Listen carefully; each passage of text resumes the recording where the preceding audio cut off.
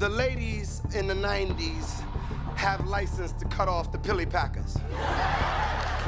Yep, they got license to cut your thing off, man. And this scares me. Martin Lawrence was at the peak of his career in 1994. His sitcom was huge. His comedy specials were selling millions. Then came one night that changed everything.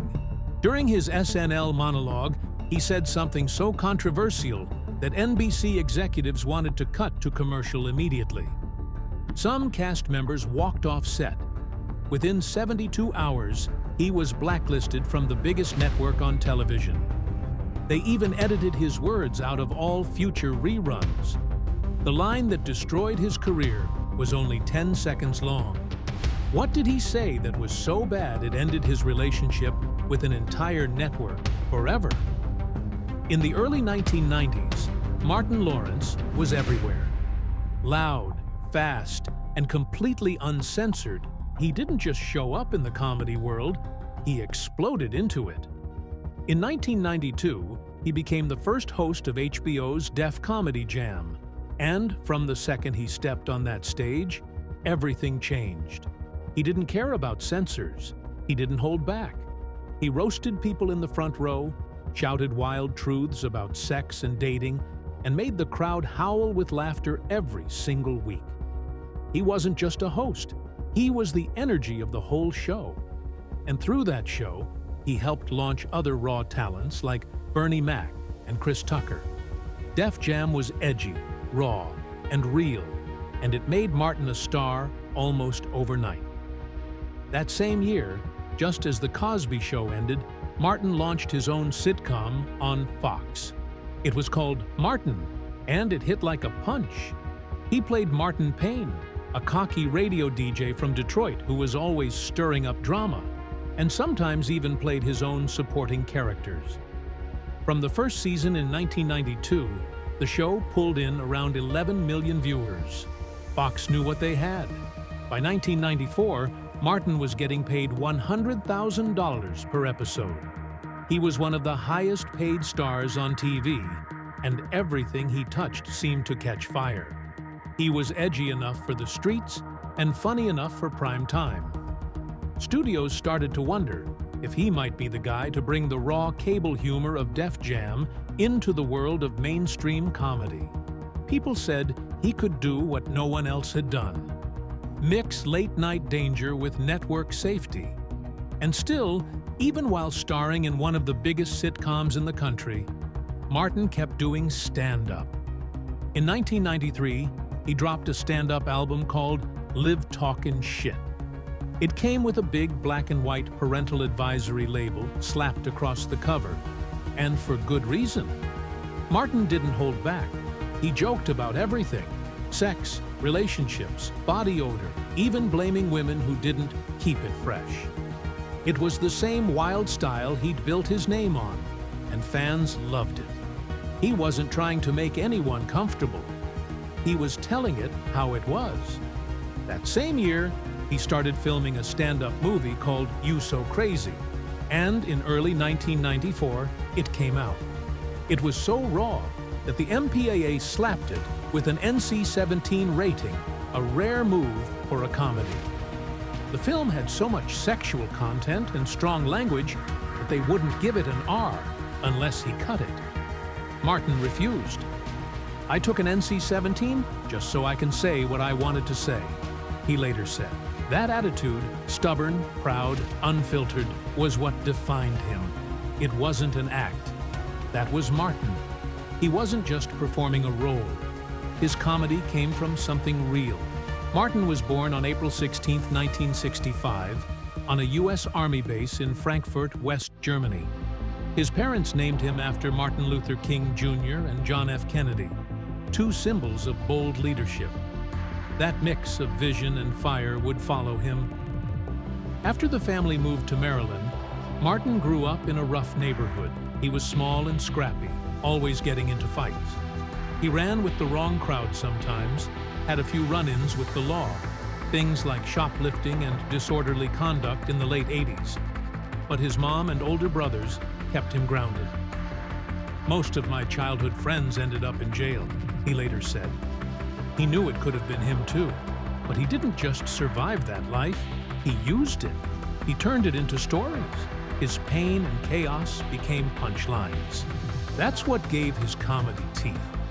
He joked about his own flaws, the anger, the relationship drama, even the arrests. And if he could laugh at himself, you better believe he'd laugh at you too. By the start of 1994, Martin was at the top. He had a top-rated sitcom, a concert film with an NC-17 badge of honor, and the reputation of being the most fearless comic in America. That February, NBC decided to bring him on to host Saturday Night Live. It was a big move. SNL had been struggling with ratings. In 1992 to 93, they averaged an 8.7 Nielsen rating. By the next season, it had dropped to 6.9. Newer shows like In Living Color were stealing their thunder. The producers wanted someone fresh, someone risky. They saw Martin as the perfect shot of energy. He was raw, but he had also proven he could clean it up when needed. In the past year, he had done The Tonight Show with Jay Leno, Late Night with David Letterman, The Arsenio Hall Show, and Late Night with Conan O'Brien. He kept it clean enough for TV, and those appearances had gone off without a hitch. Jay Leno even said, "He's funny, and people want to see him again." NBC thought he could bring some of that energy to SNL, but they were nervous too. Just 1 week before Martin's episode, SNL had already caught heat. On February 12, 1994, Alec Baldwin did a sketch called Canteen Boy with Adam Sandler. It showed a scoutmaster licking a young camper's fingers, and a lot of viewers weren't laughing. The Boy Scouts of America filed complaints, and NBC was feeling the pressure. So when Martin showed up to host the February 19th episode, everyone was on edge. Even though he'd been smooth on talk shows, this was live. There was no editing, no delays long enough to fix a mistake. That whole week, tensions built. From Monday to Friday, Martin sat in with the writers, pitched ideas, and made it clear that he didn't want to be watered down. He told them he wanted to do real talk in his monologue, especially about women and relationships. The writers tried to steer him toward safer topics, maybe some jokes about his sitcom or light-hearted stuff. One of the show's main writers, Jim Downey, suggested he stick to material about his success or current events, but Martin pushed back. He said the fans wanted him to be real, and real meant raw. By midweek, it was obvious Martin wasn't sticking to the script. During rehearsals, he started ad-libbing, slipping in jokes that hadn't been approved. That set off alarms. Lorne Michaels, the creator of SNL, reminded him again and again, "Stick to the cards, no improv. This is a live show." Even one unscripted line could throw off the tight 90-minute schedule. They had a short broadcast delay system, but it wasn't foolproof. To calm everyone down, NBC gathered about 50 representatives from local stations and showed them a toned-down run-through of Martin's monologue. During that preview, Martin mostly behaved, but still couldn't resist. He snuck in a crack about women needing Tic Tacs to freshen up. That joke wasn't in the script. It wasn't even dirty compared to his usual material. But it was enough to make Lorne give him one last warning. If he went off script on live TV, they would cut it, and there would be consequences. It didn't start on live TV. It started backstage, hours before the cameras rolled on February 19th, 1994. That Saturday night, during the final dress rehearsal of Saturday Night Live, Martin Lawrence ran through his monologue in front of a small studio crowd. It was supposed to be a safe version. That's what NBC wanted. But as Martin started talking, he veered off script. He started riffing about women's hygiene, joking that some need to wash properly down there. A few laughs came from the crowd, but just as many winced. It was exactly the kind of thing producers had warned him not to say. As soon as he stepped off stage, Standards and Practices staff surrounded him. They told him flat out, cut that part. NBC didn't want to deal with the FCC. They feared viewer complaints, fines, and affiliate fallout. Martin nodded, gave polite replies, but inside he was fuming. He didn't see it as offensive. He thought it was honest, raw, and real. That's what he believed he was hired to bring. To him, removing it meant censoring his truth. Phil Hartman was shaken. He'd been on SNL for years, always professional, and he felt Martin had broken trust. In an interview later, Hartman said Martin promised to keep it clean, and then did the opposite. We prepped clean material, and he goes and does that. Other cast members weren't necessarily offended by the joke itself. They were just afraid NBC might shut down their sketches if the monologue went off the rails. Lead writer Jim Downey tried to intervene.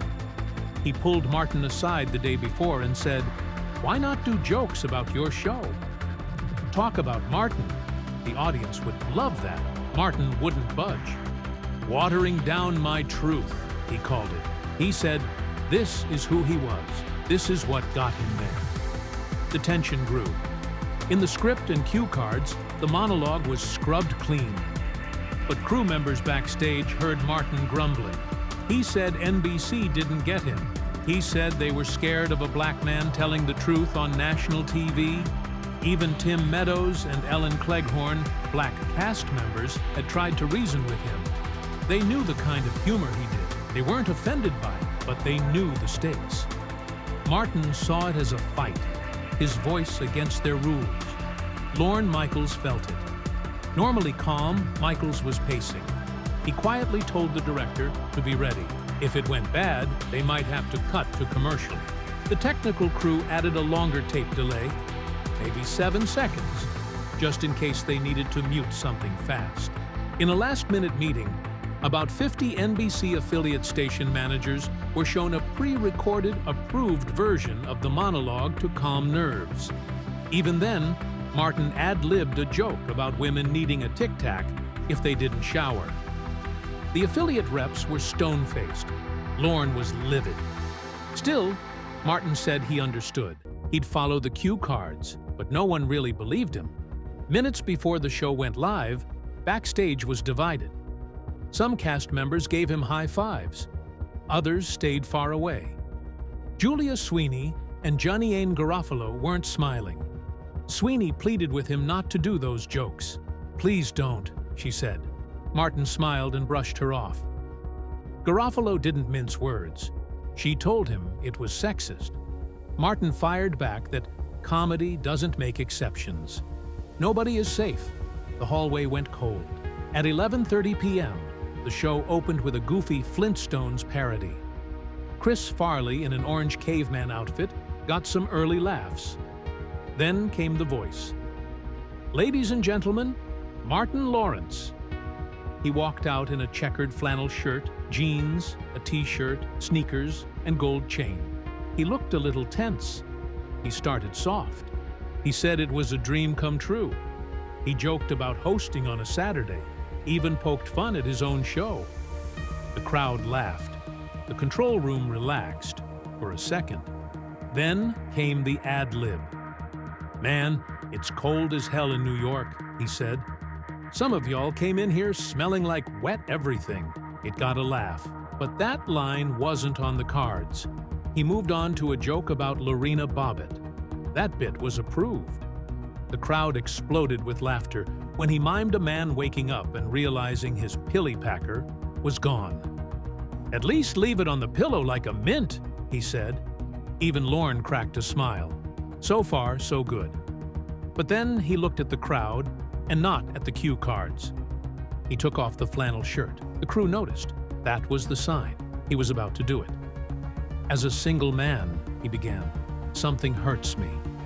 He said he was meeting women, and then he said it. "Some of you are not washing your ass properly." It landed like a bomb. The crowd gasped. Some laughed, others sat frozen.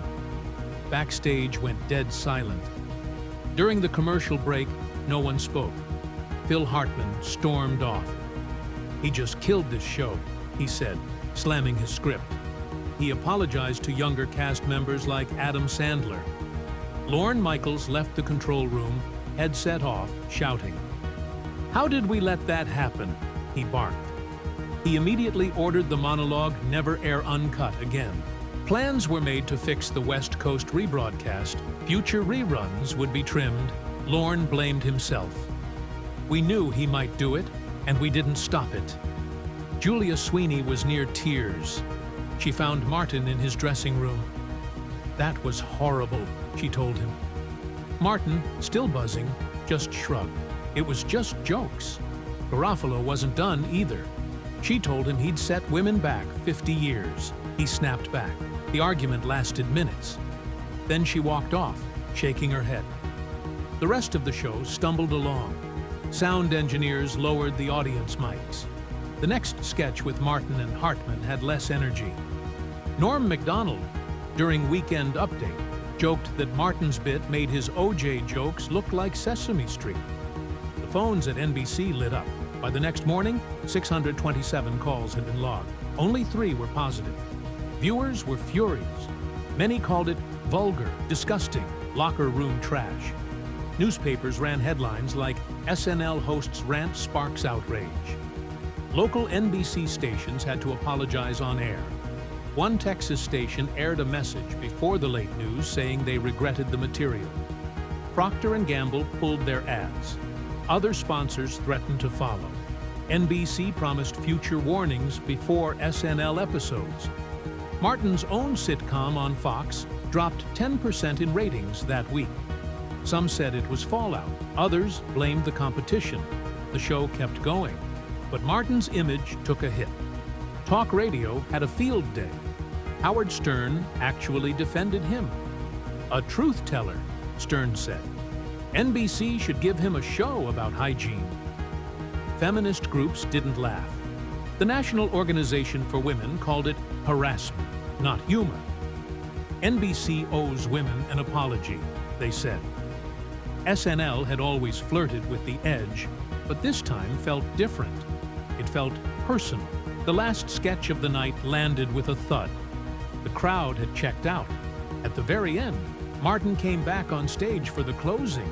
He shouted, "Thank you!" But most cast members stood away from him. Some avoided eye contact. When the cameras shut off, people scattered. A few nodded to him. Most just left. 3 days after Martin Lawrence stepped off that Saturday Night Live stage in 1994, NBC made a decision that would shake his career. On February 22nd, the network's West Coast president, Don Ohlmeyer, sent out a sharp internal memo. It didn't just criticize Martin's monologue, it blacklisted him. The memo leaked almost immediately, and word spread fast. Ohlmeyer said Martin had promised not to do anything unapproved on SNL, and then went ahead and did exactly that. The ban wasn't just about SNL. NBC decided Martin wouldn't appear on any of their shows. That included The Tonight Show with Jay Leno, where Martin was already booked for March 9th. NBC canceled the appearance. Jay Leno wasn't happy. His team pushed back. They said Martin had always been a great guest. A Tonight Show rep even told reporters that Jay believed if a guest was booked, they should honor it. But NBC overruled him. They made it clear it wasn't Leno's choice. It was theirs. They even made that public. A rare move that showed how seriously the network took this. Behind the scenes, NBC's other big name, entertainment president Warren Littlefield, backed the decision. Some say he personally sent Martin a letter informing him of the ban. Whether or not he did, the message was loud and clear. Martin Lawrence wasn't welcome at NBC anymore. Not on SNL, not on late night, not even for cameos or game shows. NBC didn't stop there. Ohlmeyer also sent an apology letter to all of NBC's local stations.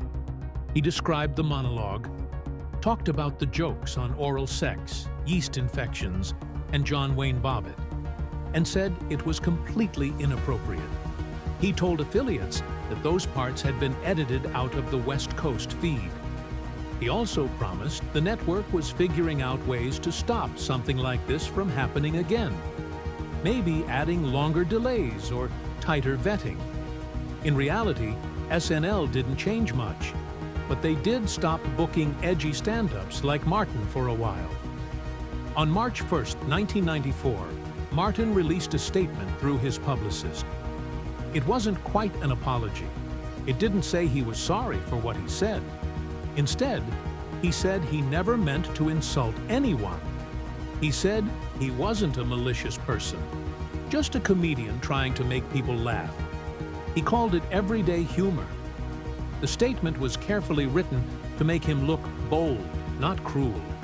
But some people thought it wasn't enough. Critics said it felt like he dodged responsibility. Fans didn't mind. They knew Martin for his wild stand-up routines. They loved how raw he was. And when the ban hit, they leaned in closer. VHS sales of his stand-up movie, You So Crazy, actually went up. People wanted to see what the fuss was about. Suddenly, even those who had never watched him before were asking, "Who is Martin Lawrence?" A week later, the Los Angeles Times ran a piece called Martin Lawrence, Dr. Dirt or Mr. Clean? In that interview, Martin didn't hold back. "I feel good," he laughed. "I'm getting all this publicity, and I didn't even hurt anybody." He said he hadn't done anything wrong and didn't owe anyone an apology.